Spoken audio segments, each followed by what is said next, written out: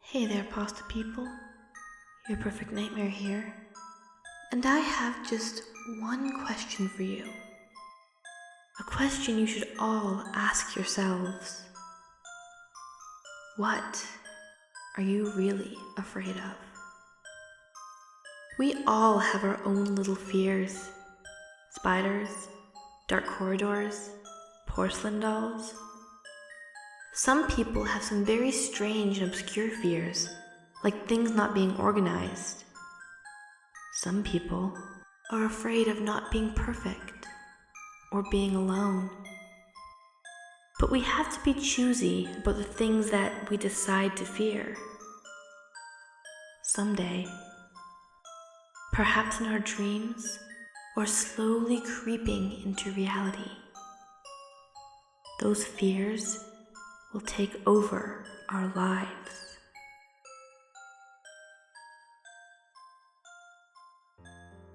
Spiders will invade your home. They will be in every cabinet, skittering over the walls and crawling over you in your sleep. Their small, beady eyes will stare at you from all of the walls of your home, and you will never be able to leave your home again. Soon, all you will be able to see is spiders. All of the pictures on your walls, the windows in your house, the food that you try to eat, will all be covered with the 8-legged creatures. Spiders of all sizes and species will crawl along with your every footstep, and some big black ones will jitter into corners when you enter the room. The spiders will nip at you until there is nothing left. Porcelain dolls. Some choose to admire their perfect white faces.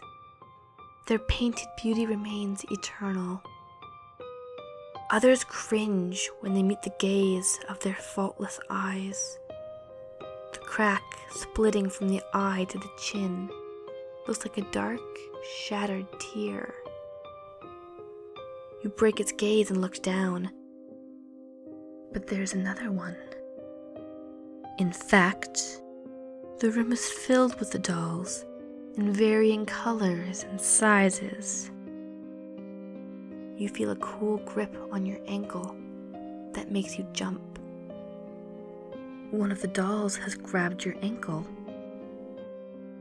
One of the bigger ones on the chair stands up stiffly, walks behind you, and starts to shove you into the room.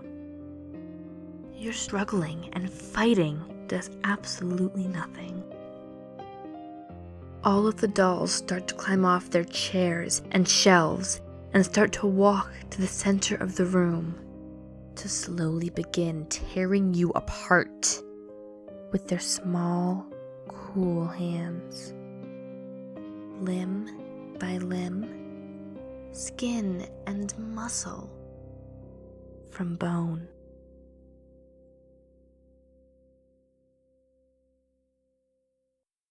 Your life will be condemned by organizing. You will constantly run around your home, adjusting every detail. The fingers on your hands will be red and raw, occasionally leaving bloodstains on the things that you pass. You'll have to clean that too. Nothing will ever be perfect in your eyes. Eventually, you'll snap. First, you will polish the silverware and place them into neat piles. Then, taking one of the shine spoons, you will gouge out your eyes to save yourself from seeing the rest of the unorganized world. But, realizing that the spoon is now bloodied and the red droplets are beginning to cover the floor, you will begin to feebly attempt to clean the mess. darkness.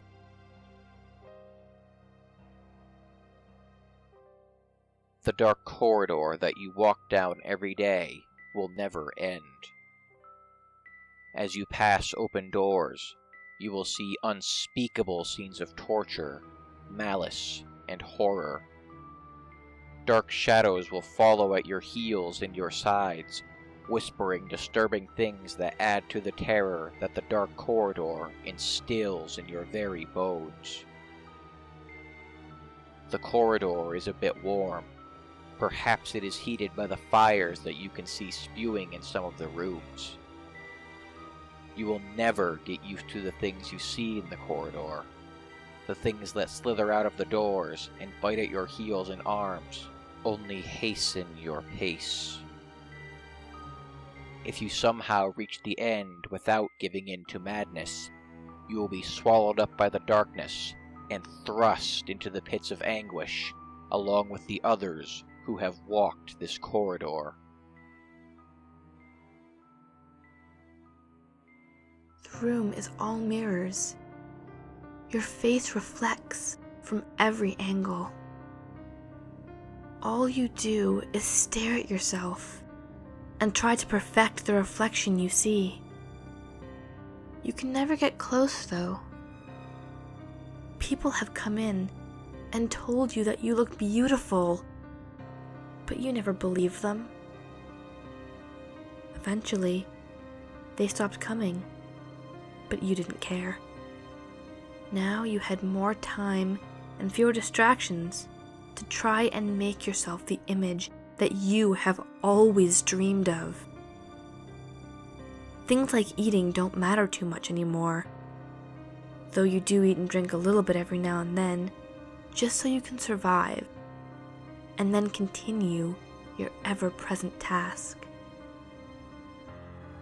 One day, though, it becomes too much.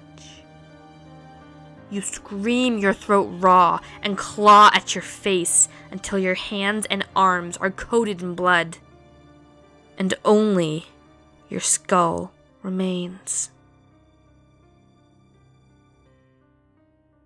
The concrete walls are like a jail to you, but they are in fact a jail. There are no windows or doors, just an old-fashioned lamp dangling from the ceiling. The silence is so loud, you feel like screaming to break it, but you can't. The emptiness paralyzes you. You bury your face into your hands so you don't see where they come from. 1 second, the room is empty, but the next, there are black forms spread throughout the room. The relief that you were expecting didn't come. Only fear. The things open their mouths and begin screaming like you thought about doing. These screams were both human and inhuman, but you don't care. All you care about is that they are loud. Really, really loud. They pierce your ears and numb your brains of any thoughts besides the black forms and the screaming. Your ears begin to bleed and your head starts to split as you now wish that you were alone once again.